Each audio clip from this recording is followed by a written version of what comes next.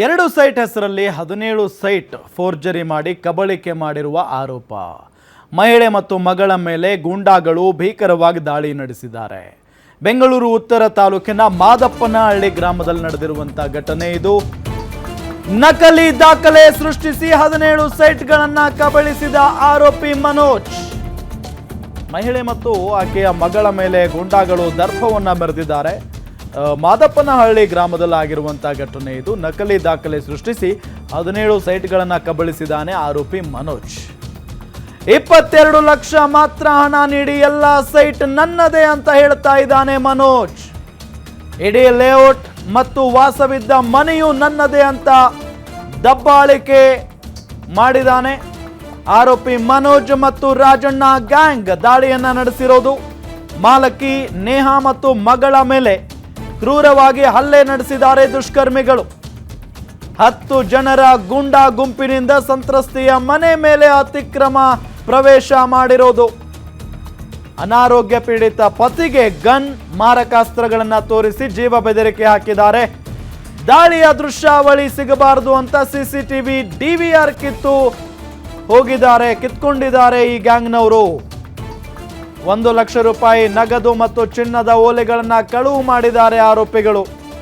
ಎಲ್ಲವನ್ನು ಕಳೆದುಕೊಂಡ ಸಂತ್ರಸ್ತ ಮಹಿಳೆ ನ್ಯಾಯಕ್ಕಾಗಿ ಪೊಲೀಸರ ಮೊರೆ ಹೋಗಿದ್ದಾರೆ.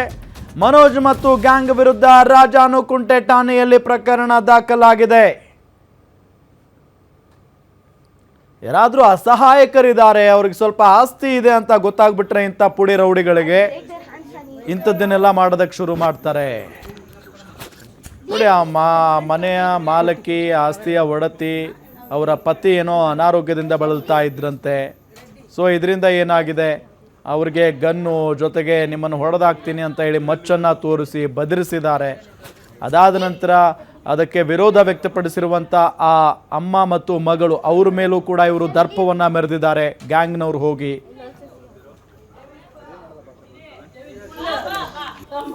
I'll break their hands, Shani.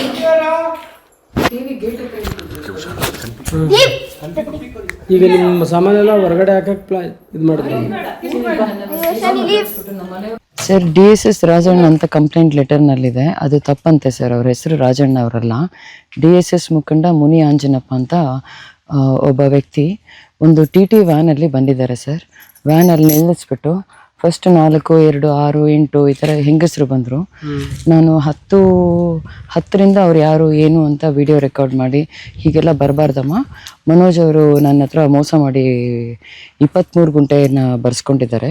ಅವರು ನನ್ನ ಹತ್ರ ಬಂದಿದ್ದು 2 ಸೈಟ್ ನಂಬರ್ 15, 16 ತಗೋತೀನಿ ಅಂತ ಹೇಳಿ ಬಂದು ನಮಗೆ ಮೋಸ ಮಾಡಿದ್ದಾರೆ. ನಾವು ಪೊಲೀಸ್ ಸ್ಟೇಷನಲ್ಲಿ NCR ಮಾಡಿಸಿದ್ದೀವಿ. ಕಾನೂನು ಪ್ರಕಾರ ಕೋರ್ಟಿಗೆ ಹೋಗ್ತಾ ಇದ್ದೀವಿ.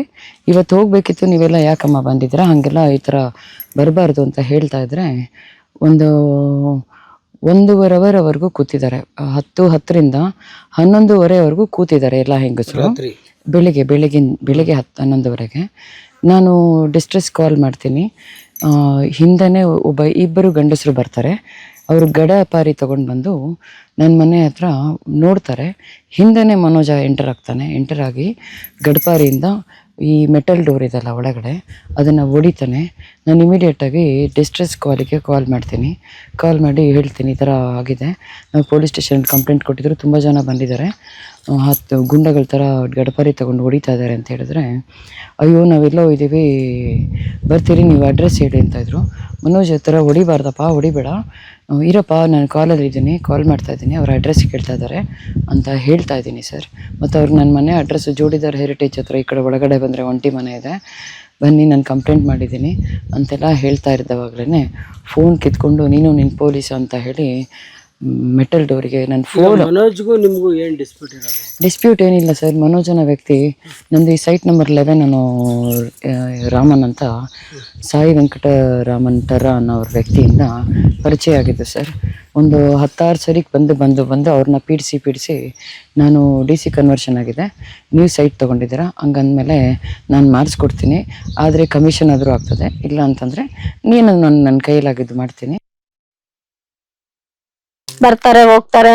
ಯಾಕೆ ಈ ತರ ಆಯ್ತು ಅಂತ ಕೇಳಿದ್ಗೆ, ಈ ತರ ನೋಡು ಯಾರ್ಯಾರ ತುಂಬಾ ಜನ ಬಂದು ಈ ತರ ಬಿಸಾಕಿದ್ದಾರೆ ಅಂದ್ರು. ಆ ತರ ಮಾಡ್ಬೋದಾಗಿತ್ತಲ್ಲ, ಎಲ್ಲ ಸಾಹೇಬ್ರು ಕೂತು, ಇಲ್ಲ ಕೋರ್ಟ್ ಏನ್ಕಿದೆ, ಕೋರ್ಟ್ ಕಾನೂನ್ ಪ್ರಕಾರ ಮಾಡ್ಬೋದಾಗಿತ್ತಲ್ಲ, ಕಂಪ್ಲೇಂಟ್ ಕೊಟ್ಟು ಅಂತ ಯಾರು ಅಂತ ಹೇಳಿದ್ವಿ ಸರ್ ನಾವು.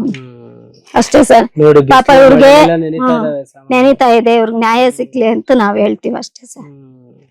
ತುಂಬಾ ಜನ ಇದ್ರಮ್ಮ ಅವತ್ತು.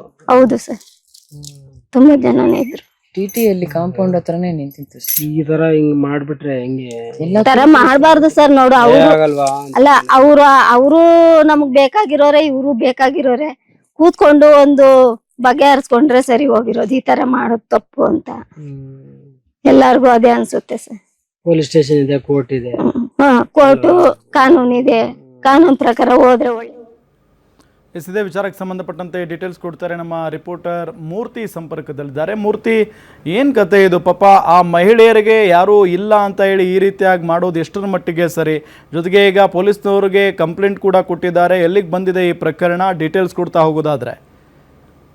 ಹೌದು ರಾಮ, ಏನು ನಂಬಿಕಸ್ತ ಅಂತ ಹೇಳಿ ನಂಬಿದಕ್ಕೆ 2 ಸೈಟ್ ಬದಲಿಗೆ ಏನು ಇರೋ 17 ಸೈಟ್ಗೂ ಕನ್ನ ಹಾಕಿರೋಂತ ಒಂದು ಘಟನೆ ನಡೆದಿರೋಂಥದ್ದು.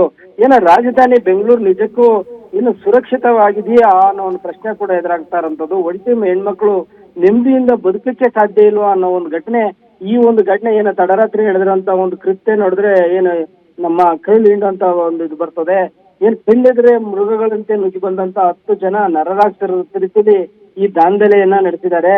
ಇದು ಕಾನೂನಿನ ನಾಡೋ ಅಥವಾ ರೌಡಿಗಳ ರಾಜ್ಯನೋ ಅನ್ನೋ ಅನುಮಾನನೂ ಕೂಡ ಕಾಡ್ತಾ ಇರೋದು. ಇದು ಬೆಂಗಳೂರು ಉತ್ತರ ತಾಲೂಕಿನ ಮಾದಪ್ಪನಹಳ್ಳಿಯ ಏನು ನೇಹ ಅನ್ನೋ ಒಂದು ಅಸಹಾಯಕ ಮಹಿಳೆಗೆ ಮನೆ ನುಗ್ಗಿ ಈ ತರ ದುಷ್ಕರ್ಮಿಗಳು ತನ್ನ ರೌಡಿಸಮ್ನ ಏನು ಮೆರೆದಿರೋಂಥದ್ದು.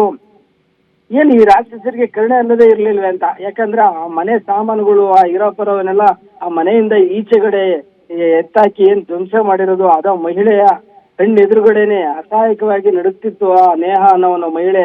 ಆ ಮನ ಬಂದಂತೆ ಅಲ್ಲೇ ನಡೆಸಿ ಅನಾರೋಗ್ಯದಿಂದ ಏನ ಅವ್ರ ಪತಿ ಕೂಡ ಹಾಸಿಗೆ ಹಿಡಿದಿದ್ದಾರೆ. ಇಂಥ ಒಂದು ಸಮಯದಲ್ಲಿ ಏನ ಪತಿಯ ಕುತ್ತಿಗೆಗೂ ಕೂಡ ಇಸ್ಕೋದಿಕ್ಕೆ ಇಲ್ಲಿಂದ ಖಾಲಿ ಮಾಡುವ ಜಾಗ ಅನ್ನೋ ರೀತಿಯಲ್ಲಿ ಇದು ಮಾಡಿರೋಂಥದ್ದು. ಹಾಗಾಗಿ ಏನು ಈ ಒಂದು ಘೋರ ಘಟನೆ ಆ ಪಾತ್ರೆ ಸಾಮಾನು ಮತ್ತೆ ಆಕೆ ವಿವರಿಸ್ತಾ ಇದ್ರೆ ಏನೋ ಇದು ನಿಲ್ಲದೆ ಏನು ವಯಸ್ಸಾದ ಅಜ್ಜಿಯನ್ನು ಕೂಡ ಮನೆಯಲ್ಲಿ ಒಂದು ಅಜ್ಜಿ ಇತ್ತಂತೆ, ಆ ಅಜ್ಜಿನೂ ಕೂಡ ಇದ್ ಮಾಡಿದ್ದಾರೆ. 12 ವರ್ಷದ ಒಂದು ಪುಟ್ಟ ಮಗು ಕೂಡ ಇದೆ.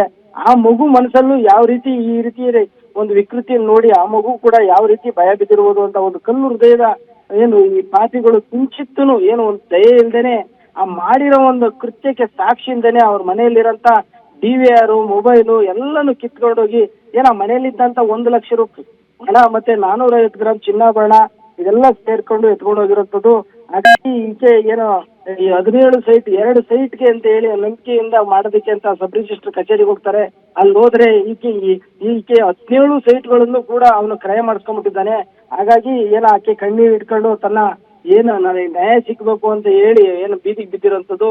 ಇಡೀ ಕುಟುಂಬನ ಕಟ್ಟಾಕಲು ಕೂಡ ಏನೋ ಒಂದು ರೀತಿ ಸರಪಳಿಯನ್ನು ತಂದಿದ್ರು ಅಂತ ಆಕೆ ಹೇಳ್ತಾ ಇರೋಂಥದ್ದು. ಸದ್ಯ ಈ ಪ್ರಕರಣಕ್ಕೆ ಸಂಬಂಧಪಟ್ಟಂಗೆ ರಾಜನಕೋಟೆ ಪೊಲೀಸ್ ಠಾಣೆಯಲ್ಲಿ ಪ್ರಕರಣ ದಾಖಲಾಗಿ ತನಿಖೆ ನಡೀತಾ ಇರೋಂಥದ್ದು. ಪ್ರಭು, ಓಕೆ, ಥ್ಯಾಂಕ್ ಯು ತಮ್ಮೆಲ್ಲ ಮಾಹಿತಿಗಾಗಿ.